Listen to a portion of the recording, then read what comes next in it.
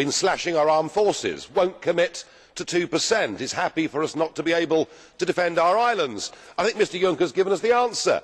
We are going to do it at an EU level. We are going to have a European army. Now, when I raised this last year with the Deputy Prime Minister, Liberal Democrat Nick Clegg, he said it was a dangerous fantasy to even talk about an EU army. I hope every Liberal Democrat voter has heard Mr Verhofstadt today, the leader of the European Liberals, crying out for militarisation at an EU level. Mr Verhofstadt, I know that by heckling you increase your hits on YouTube because otherwise nobody in Europe wants to listen to you.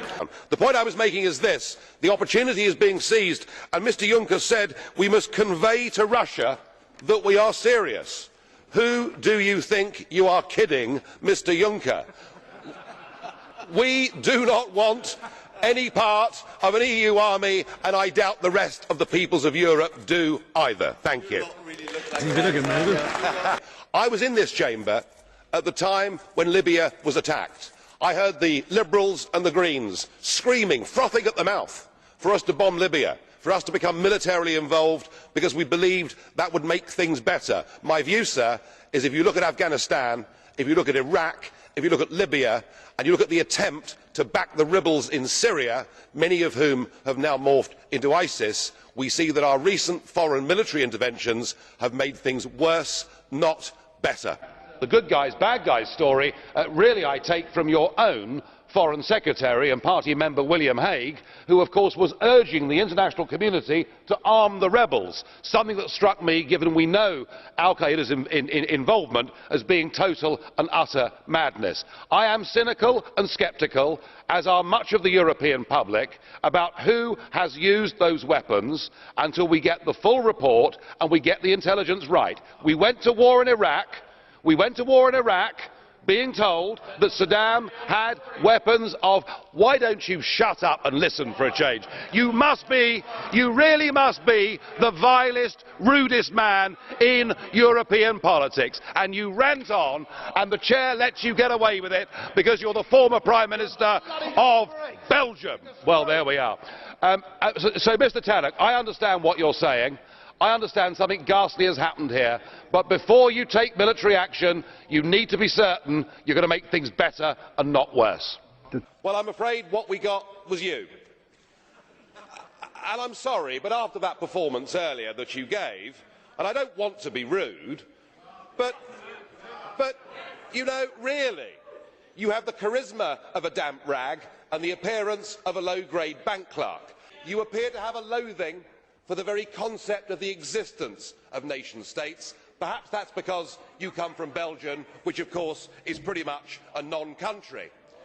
I have to ask you, having listened to your words this morning, just what planet are you on? This pretence that everything's going incredibly well. The EU is mired in deep structural crisis.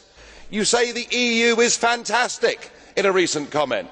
You're supporting the destruction of national democracy.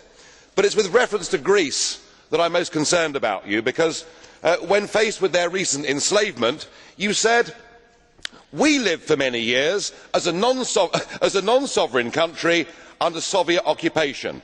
For us, European integration is not a threat to sovereignty, because we experienced not long ago a serious threat to our sovereignty." So what are you saying? That this isn't quite as bad as the USSR? Is that really good enough for your people? Post 1945, there were some very sensible ideas put together, namely the Council of Europe. Let's have a Europe where we sit down together, where we have a free trade agreement, where we agree minimum standards on work, on the environment. We can do all of these things without a European Commission, without a European Parliament, and without a European Court of Justice. We've done it in security terms with NATO. Yes, it'll mean you'll lose your job, Mr Barroso, but apart from that, why can't we do things as mature democracies? Yes, I want you sacked, Mr Schulz, as well. I want you all fired. We can do those things, and that is a positive way forward. By taking away from people their ability to govern themselves and transferring that power to the European Commission, we're headed for a Europe of rebellion and violence. Let's take the democratic route. Minister, you received some criticism this afternoon for your comment, British jobs for British workers, but you can brush that aside, because from the moment you said it, I don't think anybody seriously thought that you would ever, as a British Prime Minister, put the interests of British workers above that of your European dream. And my goodness me, you showed that this afternoon. It's just a pity that apart from UKIP, virtually nobody seems to have bothered to turn up to listen to you. And as far as the economy is concerned, you've told us that somehow you're the economic guru. You're the man that can save the world.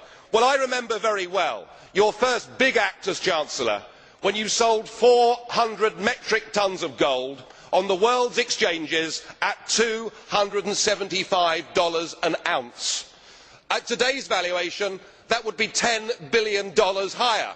But it isn't just the fact you got it wrong, because we can all get it wrong. It was the fact that you announced in advance how much you were going to sell and on what day you were going to sell it. It was an error so basic that the average A-level economics student, even in these educationally devalued times, wouldn't have done. To add to that, you have destroyed our private pension system. You took away from the Bank of England its ability to regulate the banks and gave it to the tick-box bureaucrats at the FSA in Canary Wharf. And we haven't heard an apology. Your government has apologised for the Amritsar massacre. You've apologised for slavery. You've apologised for virtually everything. Will you please apologise for what you did as British Chancellor, and then perhaps we might just listen to you. Thank you. At that time, the whole edifice is beginning to crumble. There's chaos. The money's running out. I should thank you. You should perhaps be the pin-up boy of the Eurosceptic movement. But just look around this chamber this morning. Just look at these faces. Look at the fear. Look at the anger. Poor old Barroso here looks like he's seen a ghost. You know, they're beginning to understand that the game is up. And yet, in their desperation to preserve their dream, they want to remove any remaining traces of democracy from the system. And it's pretty clear that none of you have learned anything. You know, when you yourself, Mr Van Rompuy, say that the euro has brought us stability, I suppose I could applaud you for having a sense of humour, but isn't this really just the bunker mentality? You know, your fanaticism is out in the open. You talked about the fact that it was a lie to believe that the nation state could exist in a 21st century globalised world. Well, that may be true in the case of Belgium, who haven't had a government for 6 months, but for the rest of us, right across every member state in this union, and perhaps this is why we see the fear in the faces, increasingly people are saying, we don't want that flag, we don't want the anthem, we don't want this political class, we want the whole thing consigned to the dustbin of history. What they're being told, as their government's collapsing, is that it would be inappropriate for them to have a general election. In fact, Commissioner Wren here said they had to agree their budget first before they'd be allowed to have a general election. Just who the hell do you think you people are? You are very, very dangerous people indeed. Your obsession with creating this Euro state means that you're happy to destroy democracy. You appear to be happy for millions and millions of people to be unemployed and to be poor. Untold millions must suffer so that your Euro dream can continue. Well, it won't work. Under your presidency, there have been 3,350 new legislative acts. Total failure on economic reform. On the CAP, you said you'd work to achieve a consensus for reform. Well, in a way you have, I suppose, because you've got 24 countries against you. This budget deal is game, set and match to President Chirac. No cheese-eating surrender monkey he. Unlike you, he stands up for the French national interest, not some bizarre notion of Europe, and he has outclassed and outplayed you at every turn. Good morning, everybody. You're all very downbeat this morning. I thought this was going to be a big, proud moment. I mean, it's taken you 8.5 years of bullying, of lying, of ignoring democratic referendums. 8.5 years it's taken you to get this treaty through, and on the 1st of December you will have it. And of course, the architect of all of this, Giscard, wanted from this constitutional treaty for the European Union to have a big global voice. But I'm afraid the leaders have suffered from a collective loss of nerve. They've decided that they want their faces to be up on the global stage, not somebody from the European Union, and so we've got appointed a couple of political pygmies. The Kissinger question of who to call in Europe hasn't really been answered, has it? I guess the answer can only be Mr Barroso, because he's the only one that anybody in the world has ever heard of and is probably the big winner out of these posts. No wonder, sir, you look so happy this morning. And we have a new President of Europe, Herman Van Rompuy. Doesn't exactly trip off the tongue, does it? I can't see him stopping the traffic in Beijing or Washington. I doubt anybody in Brussels would even recognise who he is. And yet he's going to be paid a salary that is bigger than Obama's, which tells you all you need to know about this European political class and how they look after themselves. Well, we have our two pygmies. We'll have the bland leading the bland. But I'm not celebrating, because they'll press on with political union, and whilst our leaders may have saved face for the moment for themselves on the international stage, they have all betrayed their national democracies. The European state is here. We're about to get an avalanche of new laws because of this Lisbon Treaty, and there's no question in my mind that there has to be a full, free, fair referendum in the United Kingdom to decide whether we stay part of this union or not. I hope and pray that we vote to leave, but either way, the people simply must be asked. Thank you. Good morning. Good morning. Funny, isn't it? Funny, isn't it?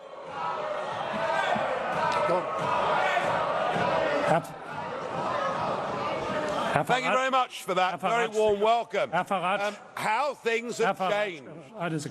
Just a second, Mr Farage. Ladies and gentlemen, one major quality of democracy is that you listen to those, even if you don't share their opinion. Well, thank you, Mr Schulz. Isn't it funny? You know, when I came here 17 years ago and I said that I wanted to lead a campaign to get Britain to leave the European Union, you all laughed at me. Well, I have to say, you're not laughing now, are you? And the reason you're so upset, the reason you're so angry, has been perfectly clear from all the angry exchanges this morning. You, as a political project, are in denial. You're in denial that your currency is failing. You're in denial. Well, just look at the Mediterranean. No. As a policy to impose poverty on Greece and the rest of the Mediterranean, you've done very well.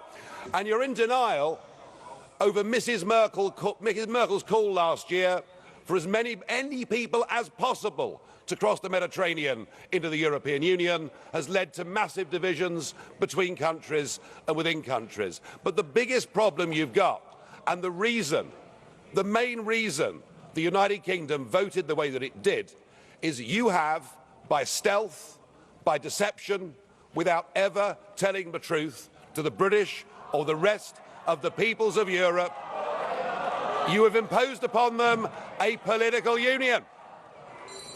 You've imposed upon them a political union.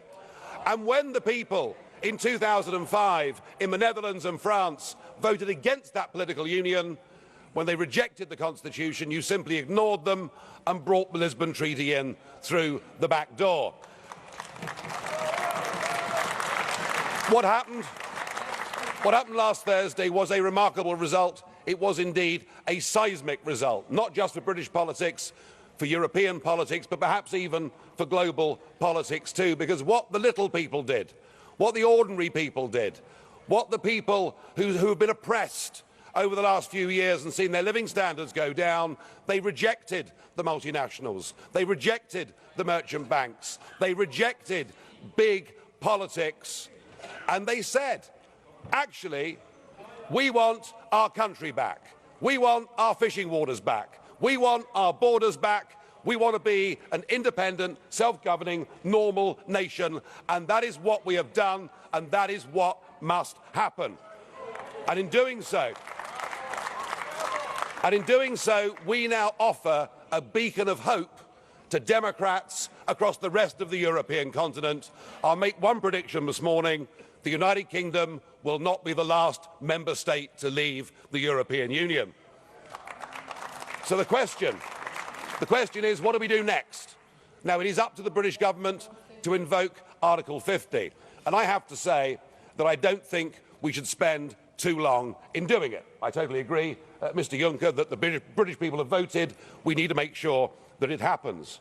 But what I would like to see is a grown-up and sensible attitude to how we negotiate a different relationship. Now I know that virtually none of you have ever done a proper job in your lives,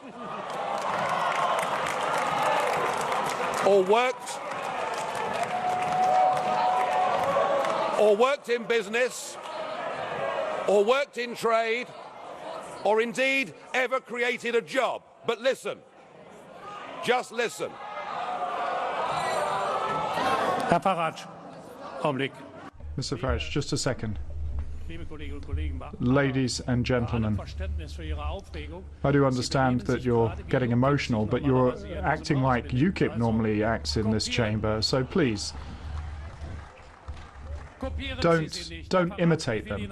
Mr. Farage, however, I would say one thing to you.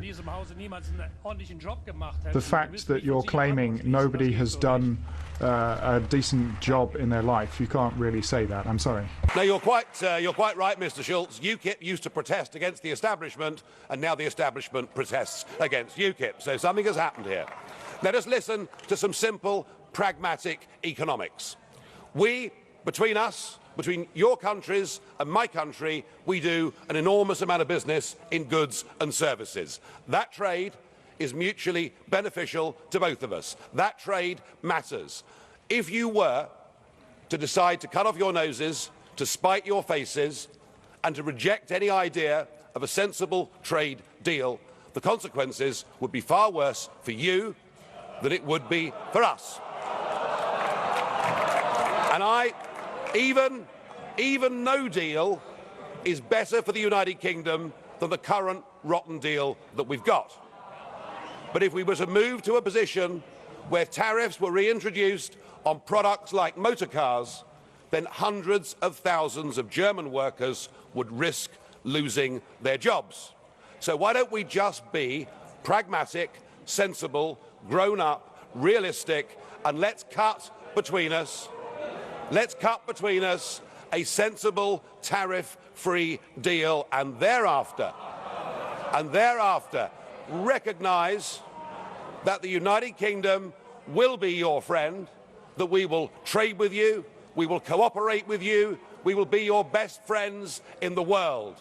But do that, do it sensibly, and allow us to go off and pursue our global ambitions and future. Thank you.